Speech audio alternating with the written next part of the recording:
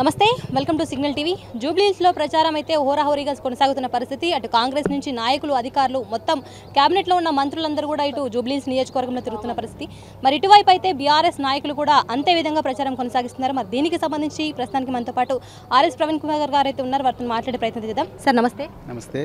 ఎట్లా జరుగుతుంది sir first of all ప్రచారం అనేది? కాంగ్రెస్ చిత్తుగా ఓడిపోబోతున్నది. ఈ పోరాటం మహిళలకు రౌడీలకు మధ్య జరుగుతున్నది. మహిళలు గెలవాలన్నా రౌడీలు గెలవాలన్నా మీరు చెప్పండి. మహిళలే గెలవాలి. అక్కడ రౌడీ రాకెట్ల క్రికెట్ టీం ఉన్నది, ఇక్కడనేమో జూబ్లీహిల్స్లో మాగంటి సునీత గారి క్రికెట్ టీం ఉన్నది. బరాబర్ మాగంటి సునీత గారు వేసిన బౌన్సర్కు నవీన్ యాదవ్ డకౌట్ అవుతాడు. సో ఇప్పుడు జూబ్లీహిల్స్లో కొత్తగా వినిపిస్తున్న ప్రశ్న ఏంటంటే, బీఆర్ఎస్ నుంచి వెళ్ళి పార్టీ అనేది బలంగా ఉంది కానీ క్యాండిడేట్ కొంచెం వీక్గా ఉన్నారు, కాంగ్రెస్ నుంచి వెళ్ళి క్యాండిడేట్ బలంగా ఉన్నా కానీ పార్టీ పరంగా వీక్గా ఉన్నారని చెప్పేసి ఒక ప్రశ్న వినిపిస్తుంది. ఏం చెప్తారు? బీఆర్ఎస్ వెనక జూబ్లీహిల్స్ ప్రజలందరూ ఉన్నారు. క్యాండిడేట్ అందరికన్నా బలంగా ఉన్నారు. క్యాండిడేట్ ఒక కాళీమాత దుర్గాదేవిలాగా చాలా గొప్పగా కొట్లాడుతూ ఉన్నారు. ఇన్ని కష్టాలున్నా, ఇన్ని కన్నీళ్ళున్నా, పుట్టడి నిండా దుఃఖం ఉన్నా, ఈ పొన్నం ప్రభాకరు, తుమ్మల నాగేశ్వరరావు, రేవంత్ రెడ్డి వీళ్ళందరూ కూడా ఆమె కన్నీళ్లను శంకిస్తున్నా, దుశ్శాసనులాగా కన్నీళ్లను శంకిస్తున్నా కూడా, వాళ్ళ పిల్లల మీద కేసులు, ఆ చిన్న అమ్మాయిల మీద కేసులు పెడుతున్నా కూడా ఇవాళ మాగంటి సునీత గారు వాయు వేగంతో తీసుకొని పోతా ఉన్నారు. అక్కడ అవతల వైపు ఎవరున్నారు? రౌడీలు, గూండాలు, వ్యభిచార గృహాలు నడిపిన పైల్వాన్లు ఉన్నారు. ఇవాళ నేను మళ్ళీ చెప్తున్నా, తెలంగాణ ప్రజలు, జూబ్లీహిల్స్ నియోజకవర్గ ప్రజలందరూ కూడా సునీత గారి వైపే ఉన్నారు. సైలెంట్గా ఓటేసి వీళ్ళందరినీ కూడా కథ చేయబోతున్నారు. ఇప్పుడు మీరు పదే అంటే రౌడీ అని చెప్పేసి చెప్తున్నారు. ఈ రౌడీ అనడం కూడా అంటే నార్మల్గా ఈ రౌడీ అనడం కూడా అది ఒక ఆశీర్వాదం వాళ్ళకని చెప్పేసి అంటున్నారు కదా. మేము అంటలేమండి, వాళ్ళే చెప్పుకుంటాం మేము రౌడీలం అని. రౌడీలం అయితే తప్పేంది అంటున్నారు. రౌడీలం కాబట్టి మిమ్మల్ని అందరినీ కథం చేస్తామంటున్నారు. రౌడీలం కాబట్టి నేను వాళ్ళ తమ్ముడు వెంకట్ యాదవ్ నిన్న బీఆర్ఎస్ వాళ్ళని కొట్టిండు అంటే మాకు చేదగాకనా? నేను ఒక్కటి అడుగుతున్నాండి, మాకు చేదగాకనా? మేము కూడా ఈ వీళ్ళందరినీ పండబెట్టి రోకల్ బండలు ఎక్కేలేకనా మేమందరం కూడా? కానీ మేము రాజ్యాంగాన్ని నమ్ముకున్నాం, మేము చట్టాన్ని నమ్ముకున్నాం. చట్ట ప్రకారమే నడుచుకోమని చెప్పి కేసీఆర్ గారు చెప్పిండ్రు. రాజ్యాంగం రాసిన డాక్టర్ బిఆర్ అంబేద్కర్ గారు కూడా రాజ్యాంగబద్ధంగా, చట్టబద్ధంగా నడుచుకోమని చెప్పిండ్రు కాబట్టి ఊకున్నాం. లేకపోతే 2 నిమిషాల్లో తొడకలు తీస్తాం. అది పెద్ద ఇష్యూ కాదు. ఓకే, లేకుండా చేస్తామంటున్నారు కదా నవీన్. అదే అంటున్నా, మరి క్యాడర్ లేకుండా చేస్తానా నవీన్ యాదవ్ మరి ఎందుకు చేయలేకపోతున్నాడు?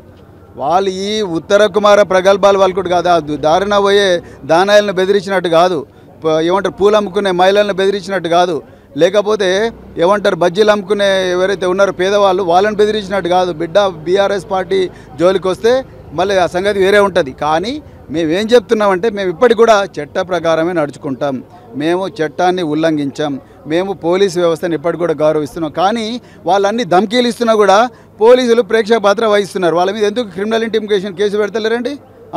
వాళ్ళ మీద ఎందుకు వాళ్ళని పీడియాక్లు ఎందుకు పెడతలేరు? వాళ్ళ మీద కేసులు పెట్టి జైళ్ళకి ఎందుకు పంపిస్తలేరు? మీరందరూ వన్ సైడ్ యూనిఫామ్ వేసుకొని వాళ్ళ వైపు గుండాలకు సపోర్ట్ చేస్తున్నారు. మీరు ఎప్పుడు ఈ సామాన్య పిల్లలకి ఏం భరోసా ఇస్తారు?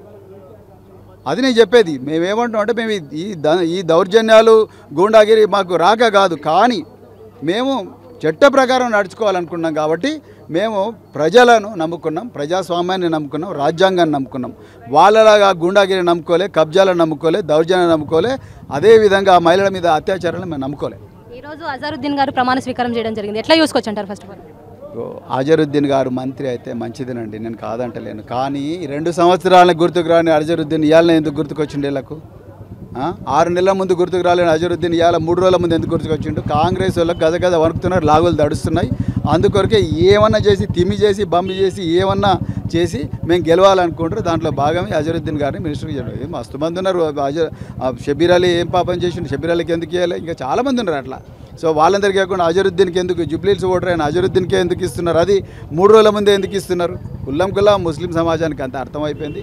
అజరుద్దీన్ మంత్రి పదవి అయితే మేము కూడా సంతోషిస్తాం. కానీ ఈ కేసీఆర్ గారు, కేటీఆర్ గారు వీరోచిత పోరాటం చేసి జూబ్లీహిల్స్ ప్రజల పక్షాన నిలిచి ఈ అన్యాయాన్ని, ముస్లింలకు జరిగిన అన్యాయాన్ని మరీ ప్రశ్నించినందుకే భయపడి లాగులు దడిచి ఇవాళ మరి కాంగ్రెస్ పార్టీ అజరుద్దీన్ మంత్రివర్గంలోకి తీసుకున్నది. అంతే తప్ప ముస్లిం సమాజం అంటే ప్రత్యేకమైన ప్రేమేం కాదు. ముస్లిం సమాజానికి ఎన్నో ప్రామిసులు చేసిండ్రు. మరి లాస్ట్కి ఏమైంది?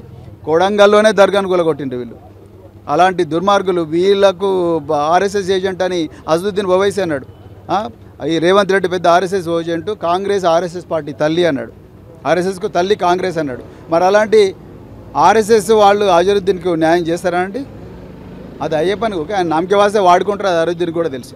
సో ఇప్పుడు ముస్లింలకి ఆశపడ్డట్టుగానే క్యాబినెట్లో ఒక స్థానం అనేది దక్కింది. మరి ఈ యొక్క అంశంతో ముస్లిమ్స్ అందరూ కాంగ్రెస్ పార్టీ వైపు ఉన్నారని చెప్పేసి అనుకోవచ్చు. ముస్లింలు అంత అమాయకులు కాదండి. అదే చెప్తున్నా, 2 సంవత్సరాల నుంచి ఒక పైసా పని చేయని వాళ్ళు, 2 సంవత్సరాల నుంచి వాళ్ళకి 2,500 ఇవ్వని వాళ్ళు, 2 సంవత్సరాల నుంచి 4,000 రూపాయలు ఇవ్వని వాళ్ళు, 2 సంవత్సరాల నుంచి మైనారిటీలకు ఒక్క పైసా ఇవ్వని వాళ్ళు, ఎన్నడూ కూడా రంజాన్కి కానీ బక్రీద్కి కానీ ఒక పైసా ఒక జత బట్టలు కొనేని వాళ్ళు, ఒక చీర ఇవ్వలేని వాళ్ళు, వీళ్ళు ఇవాళ వచ్చి వీళ్ళు మేము అజరుద్దీన్ చేసినాం మీరందరూ మాకు ఓటేనంటే ఏమన్నా వాళ్ళు ఏమన్నా అమాయకులా?